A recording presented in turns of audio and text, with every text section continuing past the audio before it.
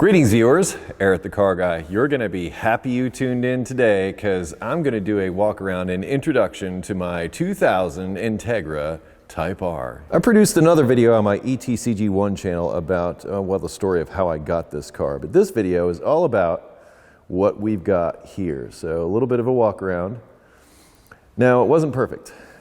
Purchase price was $17,000, and by the time we're done with this video, you'll see why. Average price of these cars, if you can even find one right now, is going around $29,000. And actually, that's what I insured it for. But this is, it's been washed and waxed and stuff. It came with 2 sets of tires, winter tires and also regular tires. And you're saying, winter tires? Well, I hate to say this, but the people I bought it from, the license plate read snow car. And that's exactly what they used it for. They used it as a winter car. I know, sacrilege, right? They used an Integra Type R as a winter car. Why? Because it was front wheel drive. I know, I need a moment. Anyway, I know some of you were already probably yelling about the rear sticker being in the improper location. Please note, this is how I got the car, so I had nothing to do with that. And those really astute viewers will notice that that rear emblem is also not straight. So, well, let's put it this way. It was worked on by some body shop people. Yes, it wasn't a collision at one point. It was worked on some body shop people that didn't know the car, and, well, they could have done a better job. Let's just put it that way. This door handle has a little bit of an issue. You might be able to see it separating there a little bit.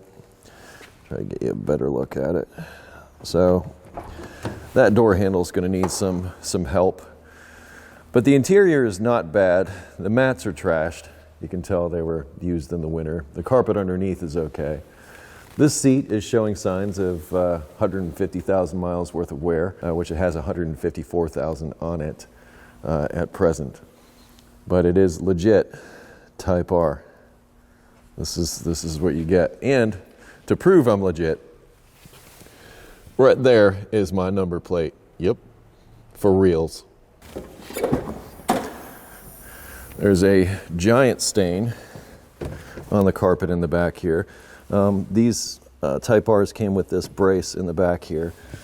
There was, at one time, a leak from the taillight gaskets, which rusted out the jack.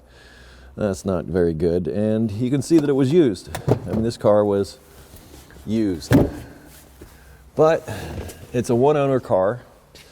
It's from the dealership where I used to work, ironically. Once again, that's covered in that ETCG 1 video. But, you know, for the most part, where you see up here, it's all there. Like I said, bodywork, well, I don't know what they were thinking. I really don't. But now, let's have a look at why this car went for $17,000. But before we go there, let's look under the hood. Yep. It's not just a valve cover somebody painted red. It's the for real, and I'll get down on there. It's the B18C, and I think it's 5 or whatever, and you can also see down on the transmission there a little bit, maybe, hopefully the LSD on the side of that, the limited slip differential. So differences in these, they had a limited slip differential and the engine put out a little more horsepower. The regular GSR was somewhere around 170. This guy here around 195. And 1.8 liters, 195 horsepower. That's a pretty stinking awesome number for a naturally aspirated engine. A marvel of engineering in my opinion. But as you can see, it's stock. No intake, no other BS. The radiator is aftermarket, but it's got the Honda cap on it. We can see that my headlight is, well, it's trashed. But overall, it is still got hood stickers and everything. It's here. It's all here. It's crusty, but it's here. Now let's get a look at why I got it so cheap. All right, now we are underneath. Stock exhaust. This was a one-owner car. But like I said, they used it as their winter car. So here we are. Here's that corrosion. There it is. All the crustiness that you see on a Civic that's been driven in the winter. Because basically that's what this is. This is a Honda Civic. But like the best dang Honda Civic ever made in my eyes. Once again, there's that transmission. It doesn't look much different than the stock one, but it does have a limited slip differential and different gearing. The exhaust, like I said, is stock, although I hear tell that the catalytic converter has been hollowed out, so it's been neutered, if you will. Somebody, I just noticed this one, hang on. Somebody, well, you know, when they put that O2 sensor in, they didn't care. They just didn't care. In fact, it has a check engine light on, and I think I might know why now. The lines, if you might be able to see up in there, the brake lines. Remember the Civic that I did for my son, which looks very similar, but right up in here, I don't know if you can see the fittings where they went in and replaced some of the lines. But hang on, it gets worse. Come back here and you start to see even more. And then back further, it gets really ugly. Yep. Now you see it. Yep. That right there. That is broken. Stabilizer bar crust. It is super crusty back here. And then somebody did some creative welding on the exhaust. So yeah, this part in particular right here is gone. And there's quite a bit of rust in this area, which is structural, that needs to be addressed. And remember I said there was a taillight gasket leak and then it filled up. Well, what's under here is the spare tire. Filled up this whole well with water, and then this rotted out. I'll probably just put my finger through that. Also, like my son's Civic, that bumper in the back there is pretty wasted. So that's got to go. Sadly. But the good news is those are regular Integra parts, so I can swap them out. Now, with the exception of starting it up, I've pretty much showed you the car, but I'm going to make my argument here of why me and this car were meant to be together. Not only did we kind of come from the same place, same dealership, but here's some things that I've been hanging on to for 20 plus years, or 20 years, let's say, perhaps waiting for this day when I got this car. Right, we're back here, and you're looking at this part thinking, Eric, man, where are you ever going to find one of those? I mean, Type R parts are virtually unobtainium. And it just so happens, yeah, that's right, I have this part, just this part for a Type R that I have had in my collection. It actually came off of a Type R that I used to work on, that a guy I used to work with had.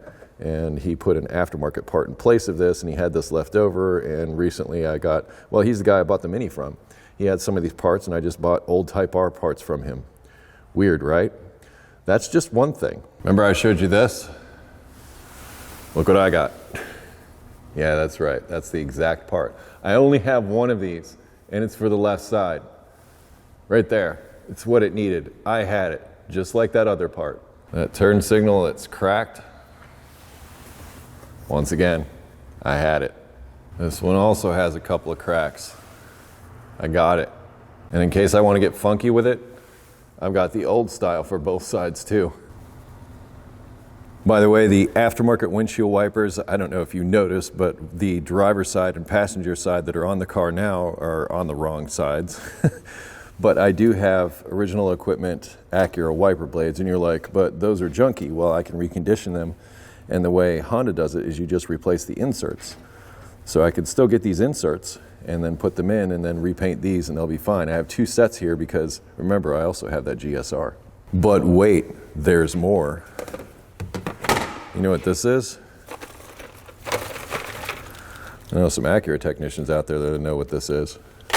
That right there and all of this are fog lights, original equipment fog lights with the, this is the switch you would install at the dealer, the fog light switch. These are not original equipment fog lights, but these are the PIA fog lights, which are actually a decent quality, that can go up in here. Check that out, or down here. something. Either way, I can find a place to mount these, but all my wiring harness and everything in here I have, and it's like the dealer installed factory legit stuff, right? I don't know how well this will show up on camera, but you can probably see that.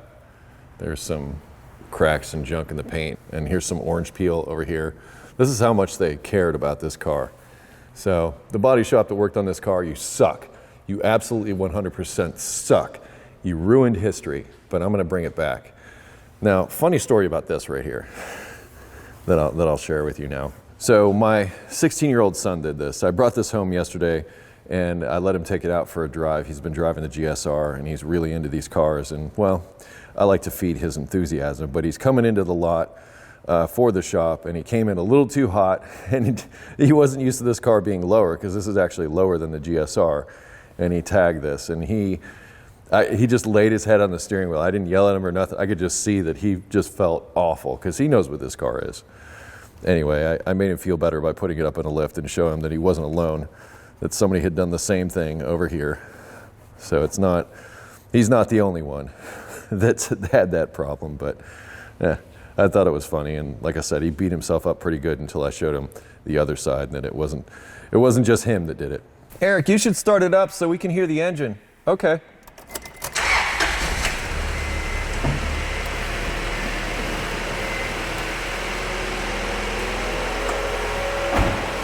It runs really good. So they took care of the mechanical aspects of it, but the body, well, not so good.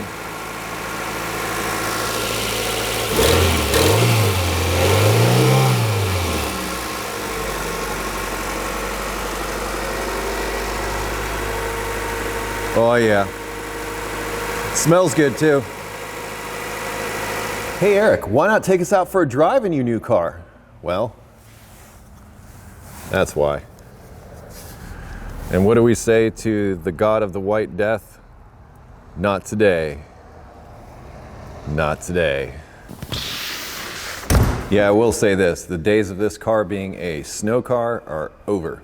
So, sorry it's snowing and yucky outside. I'm not going to bring you out for a drive today, but if I'm able to, before I post this video, I'll take you out for a nice drive down my favorite road, and you can experience the VTEC kicking in, yo. So Eric, what are you gonna do to this lovely gem of a unicorn that you've found that you happen to have all these parts for? Well, I do have those parts, and I do plan to install those parts. If I were to have my way, I'd love to strip it down to absolutely nothing and build it all back up from there. Get rid of all that rust, correct all the sins of the bodywork in the past, and just make it wonderful. That would be my dream come true, to get into this thing and for it to be like straight up Type R. Now, I thought about, well, some mild upgrades, like maybe, you know, the suspension is older and it's a little crusty from all that rust and stuff. Still rides good. I didn't see any broken coil springs or anything like that, so that's awesome. But I thought, you know, things that, well, could be easily put back to stocks, like I said, such as maybe struts. Also, I don't really think this car needs brake upgrades at all. Because I think the braking of these cars is fantastic. I've said that in the past. I think the handling is fantastic. So it's not like I really want to like go too far with it. I kind of want to keep it as close to stock as possible, but I like the idea of a cold air intake, a proper cold air intake. I like the idea of an exhaust. The exhaust is already cheesed up on this thing anyway. So why not do like headers and all the way back and do a for real exhaust on it, you know, when all is said and done. And like I said, you know, put it back to like all the right stuff and get rid of that rusty crap and just start over back there. So that's what's in my head. I want to be able to drive it. I want to be able to enjoy it. I mean, I waited a long time. I kept these parts all this time for this car. You know, it's weird. It's kismet, if you will. As far as what I'll be doing in the near future, I do plan to do a video comparing this to the Type R, since I have the 2001 GSR and I have the Type R that's a 2000. They're virtually the same year, virtually the same, you know, genre, whatever. It'd be nice to do a comparison side by side as far as what the differences are between what you got when you bought a GSR and what you got when you bought a Type R. I think that would be cool. So that's forthcoming. But as far as like repair work and other stuff, this is a surprise to me. I wasn't expecting this. In fact, I had a Fixing It Forward project lined up for my next project. So I'm kind of torn as to me diving in, because this thing runs and drives. But I'd love to hear what your suggestions are.